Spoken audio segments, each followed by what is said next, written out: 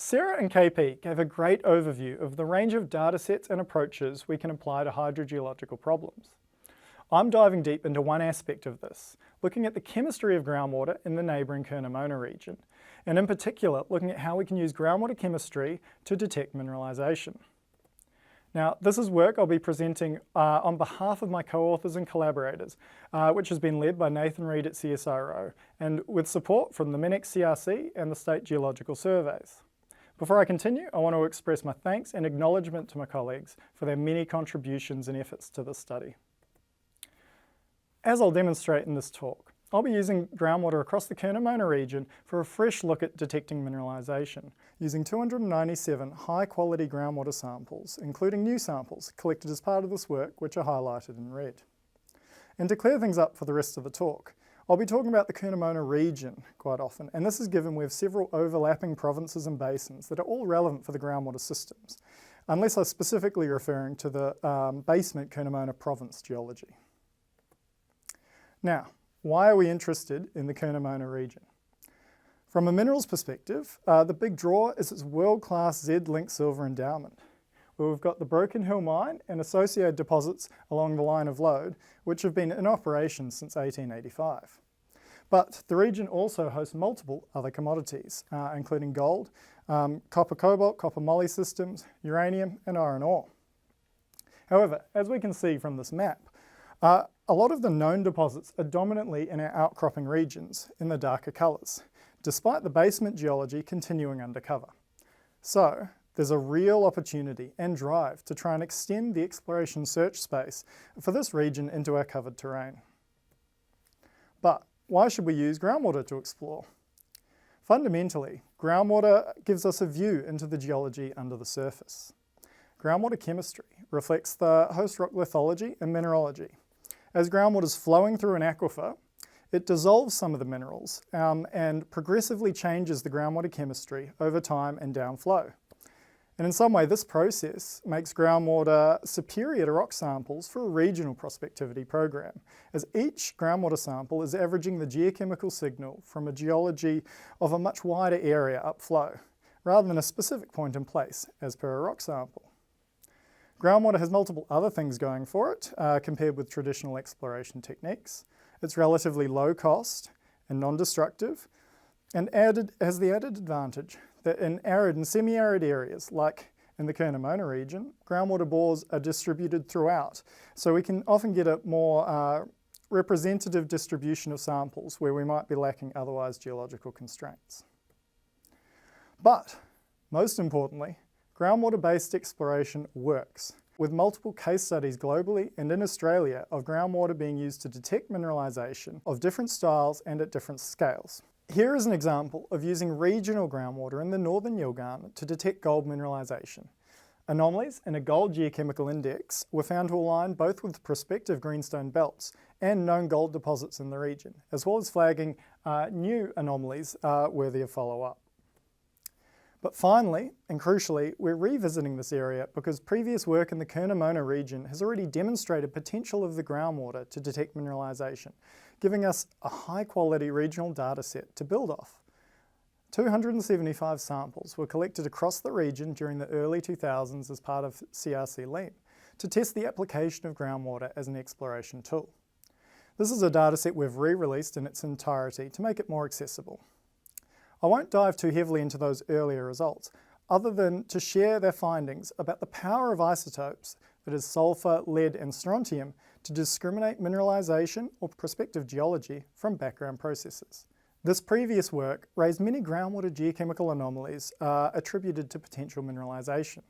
However, with the emerging nature of groundwater as an exploration tool at this time, this meant we didn't really see the follow-up investigation or exploration to really test or build on these anomalies in the intervening years.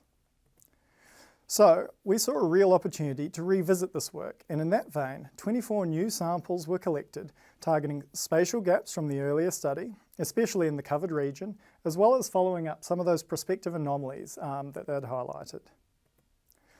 So, as an alignment of both the structure for the remainder of this talk and the key objectives of this new study, I'll first present a culmination of our reassessment of groundwater chemistry anomalies in the region using traditional multi-element approaches that have continued to be developed over the last 20 years. And then I'm going to provide a proof of concept for how we can approach the search for groundwater anomalies differently to get better results with more discrimination and more sensitivity, leading to less false positives in our exploration program. Diving into these results using that traditional multi-element approach, the maps I'm going to flick through here are identifying outliers and pathfinder elements associated with various mineral systems. And these outliers are defined using Australia-wide thresholds in groundwater chemistry. I'm not going to focus on any of the maps in isolation, but instead we'll talk about all the anomalies together. But first up, we have a map of our lead, zinc, silver systems, then our copper-related systems, gold-related systems, and then our last one looking at sulfur-related systems.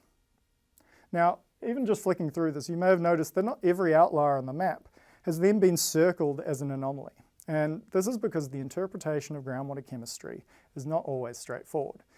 Particularly, elemental highs that are the bread and butter of rock or soil geochemistry exploration campaigns can be misleading in groundwater.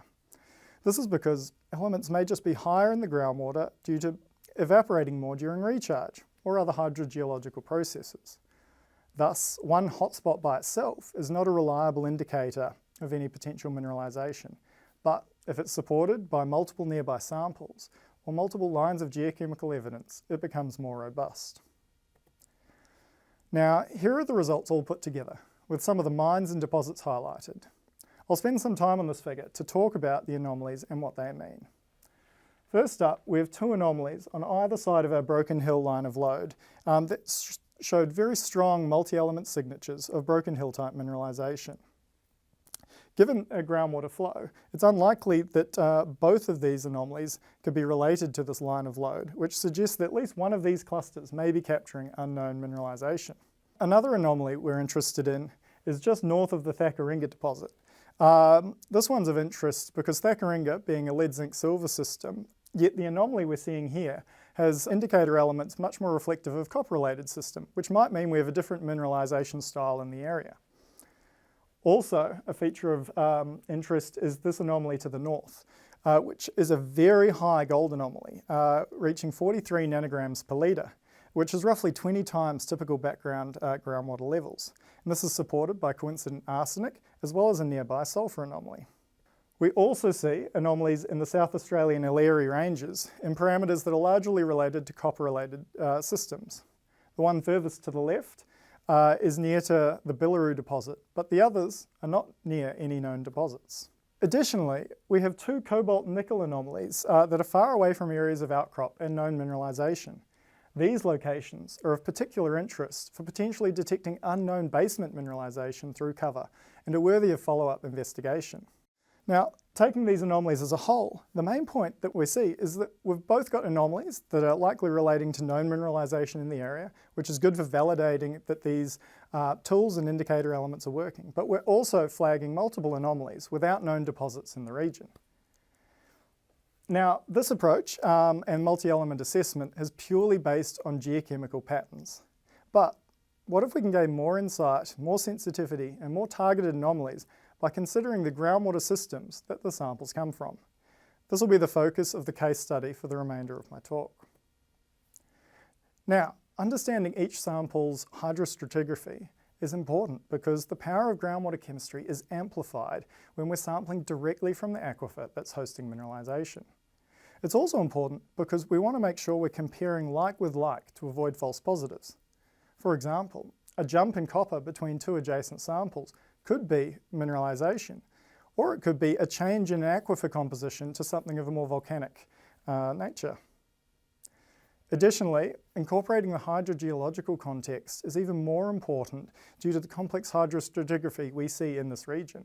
We've got a range of different local and regional aquifers, as well as a whole suite of lithologies that really increase the risk that we could be trying to compare unrelated samples.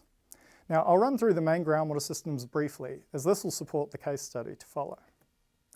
First up, we've got our basement Curnamona province, which has fractured rock aquifers. And this is one of our key hydrostratigraphies for hosting much of the mineralisation in this area. Then we've also got fractured rock aquifers of the Adelaidean Superbasin and the Delamerian origin on the Curnamona province margins. We've got the Paleozoic Darling Basin, as well as the Arawi Basin, though we can ignore that one because it's going to be too deep for any of our groundwater. We've also got the Eromanga Basin to the north, the Murray Basin to the south, and the Lake Eyre Basin, which has several different regional and Paleo Valley aquifers draping over the top. Now, to start to unpack this hydrogeological complexity for our groundwater dataset, we first need to classify the hydrostratigraphy for each of our samples. But this isn't necessarily straightforward. Groundwater bores often have poor logs and scant geological information to reasonably ID an aquifer. Add to that in many cases we have stacked aquifers, so we don't necessarily know which unit or units the bore might be screened in.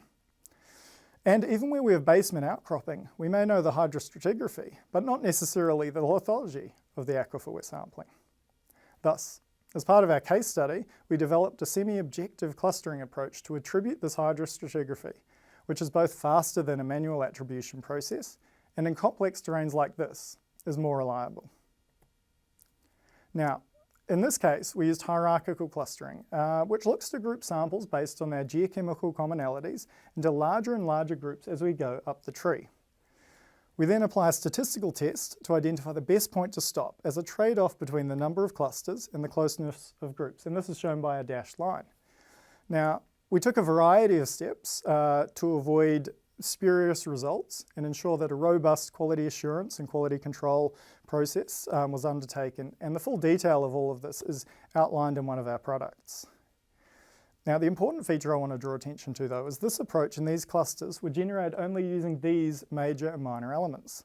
And this means that features like latitude, longitude, depth, field measurements such as conductivity, temperature, redox, as well as our isotopes, are a key independent tool for validating that these clusters are capturing real groundwater relationships and not just noise, as well as providing strong evidence to be able to split one of our clusters based on two spatially distinct subpopulations, which is shown in the red line. Now, going from these clusters, they were generated purely from geochemical relationships, and there is the risk that this may overfit or simplify some of our sample classification. Thus, the clusters did need to be interpreted with respect to their hydrostratigraphic context, and this yielded 9 baseline aquifer subgroups, which we have a high hydrostratigraphic confidence in, as well as an unclassified group containing all the remaining samples from each cluster, where we had a bit lower confidence. And here is their distribution across the region. Now, for this case study, I'll be looking at sulfide systems. So the subgroups we're most interested in are the basement, which are shown with the 3 shades of purple. These are fractured rock aquifers of the Curnamona province and Adelaidean Superbasin. As expected, they're distributed dominantly near our areas of outcrop, but interestingly, we do see several samples of basement character coming through beneath the Mundy Plains. The other subgroup we're interested in for the study is the Lake Eyre Basin subgroups in orange. Although not hosting sulfides themselves, this basin is often directly and shallowly overlying basement, and we'd be interested to see if any anomalies can come through that suggest mixing and contact with mineralization in the underlying basement. And lastly, we do consider the unclassified group for anomalies as well. And this is to avoid discounting any samples that may have been so geochemically altered by nearby mineralization to miss appropriate classification. In this case study, we apply a combination of sulfur isotopes and elevated copper or zinc concentrations as a sulfide detection tool. And this is based on the fact that broken hill-type ore has a sulfur composition that is much lighter than the background sulfur we'd see in groundwater, which predominantly comes from meteoric sulfate as an aerosol. Thus, mineralized sulfides that are dissolved or oxidized by groundwater will both lower the groundwater's sulfur isotope value, as well as increasing the concentration of trace metals. So here I'll demonstrate how we can apply these criteria to the subgroups to enable detection of more sensitive outliers. First, we start by looking for outliers in metal concentration, and here we have Tukey box plots of copper and zinc, normalized by conductivity to avoid evaporative enrichment effects. On these plots, the grey on the left is the full dataset distribution, and then our remaining 10 Box plots are all those subgroups in the unclassified samples that I showed earlier on the map. Statistical outliers are the samples shown with the triangles and circles. So, using our subgroups, most of the subgroups we can see have a much narrower geochemical range than the overall population. Our increased sensitivity comes about as there are several samples in the subgroups that are demonstrating outliers in concentrations much lower than the thresholds in our total data population. For example, on the graph on the right, we've got several of our basement outliers in zinc that we're now able to resolve, and on the left we've got also these Lake Eyre basin copper outliers that would otherwise be hidden within this larger population distribution. This means we're able to get outliers of much lower concentrations, but we're also able to avoid some higher values in subgroups which may have naturally higher trace element compositions and thus aren't actually truly outliers within that aquifer system. For example, our basement 3, which has a much wider copper distribution. Now, to those outliers, metal outliers identified in the previous slide, we then apply a filter for a low sulfur isotope composition, in this case for below 12 parts per thousand, and produce the following map, with the stars being our features of interest that have both low sulfur isotopes and elevated trace metals. With our characterization of the hydrostratigraphy, we can exclude the Darling Basin outlier, as this basin is not known to host sulfide mineralization. We can also put less emphasis on the anomalies far to the west, as these are likely within the Neoproterozoic rather than the Curnamona province rocks. And the Neoproterozoic can host sedimentary sulfides, which have a different isotopic character, and thus this may not represent a Broken Hill type mineralization. But excitingly, we do see clear indications of sulfide mineralization in the Broken Hill domain, with hotspots near Thakaringa, which if you recall also demonstrate multi-element anomalies, as well as this northern part of the Broken Hill domain popping up again as having the right features for mineralization. In addition, we get targeted anomalies in the Illyri ranges, which may be indicative of Broken Hill type mineralization, or IOC mineralization, which also contains a light sulfur isotope signature. Now, this approach of using baselines reduces our rate of false positives, which is a common risk in groundwater-based exploration due to the geochemical complexity we're dealing with. In addition, it's been able to give us clear anomaly targets to follow up, as well as the hydrostratigraphic context to interpret them. And this is just one narrow application of using baselines towards mineral exploration. But there's so much opportunity to use this workflow and baselines for different commodities, pathfinder elements, and isotopes within this region. Now, what can we take away from this groundwater study? I've demonstrated using traditional multi-element approaches that we've found multiple new geochemical anomalies in groundwater that relate to multiple different styles of mineralization. Many of these targets do reside in our outcropping regions, though we do have some evidence for mineralization undercover with our cobalt and nickel anomalies. But the important feature, even with these ones in outcrop, is many of these anomalies are not near known mineralization, which gives us many exciting targets to follow up. I've also walked through a proof of concept case study of how we can apply geochemical baselines and hydrostratigraphy to define more sensitive and more targeted geochemical anomalies. This is a method with untapped potential, both to investigate further mineral prospectivity in this region and to be applied elsewhere in Australia. And I haven't even touched on how we could use these baselines for non-mineral systems purposes to gain more insights into hydrogeological processes, potentially characterise environmental baselines, and support better aquifer attribution of groundwater samples. So this study presents multiple avenues for exploration, as well as the opportunity to grow this methodology into the future. Thank you for your time, and I invite you to check out the products and datasets that support this work, and welcome any further questions that you may have.